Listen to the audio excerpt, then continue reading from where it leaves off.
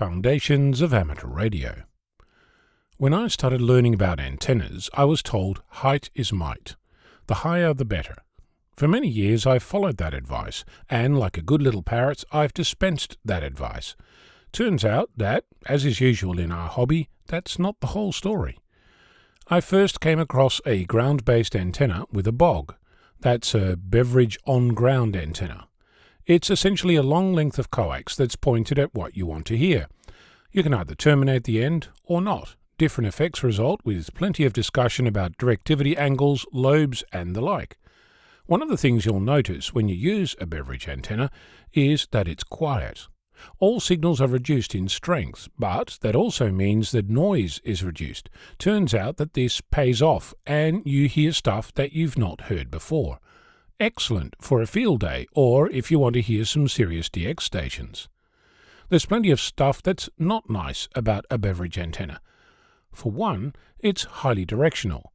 It takes up lots of space, and if you want to listen in another direction, you'll either build a second or third and switch between them. That, or you'll be rolling up and laying out the coax to point at a new DX entity.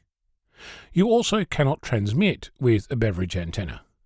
While we're on the subject, often a beverage can be combined with a vertical, one for receive, the other for transmit. It's one of the projects that's lying in my to-do pile.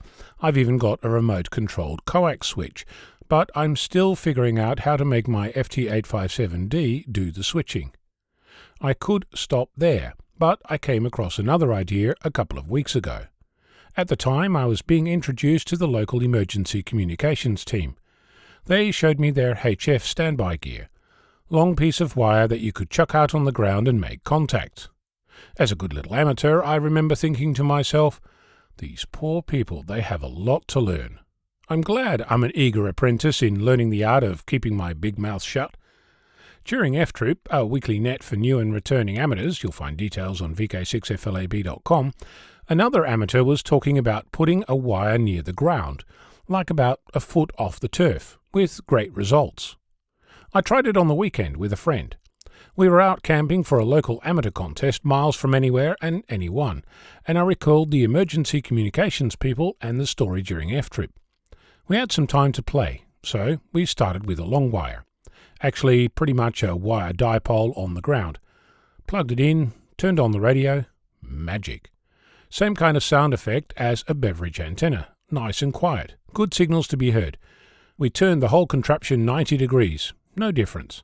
Since then I've learned that it's pretty much omnidirectional, and unlike a beverage antenna, you can use it to transmit.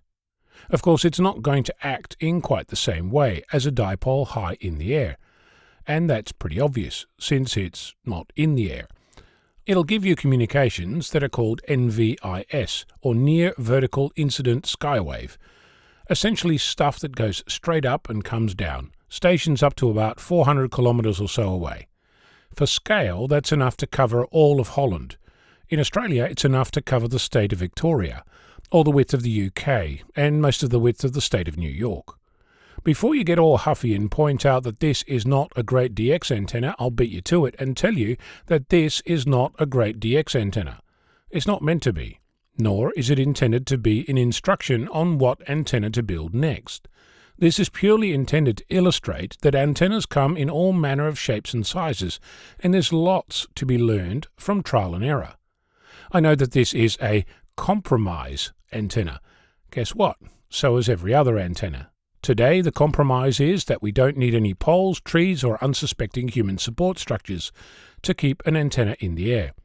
You can essentially try this one for free at any time, on your own, on the beach, in a park, or on the side of a mountain. Another great use is to talk to your friends who live in the same city, on HF.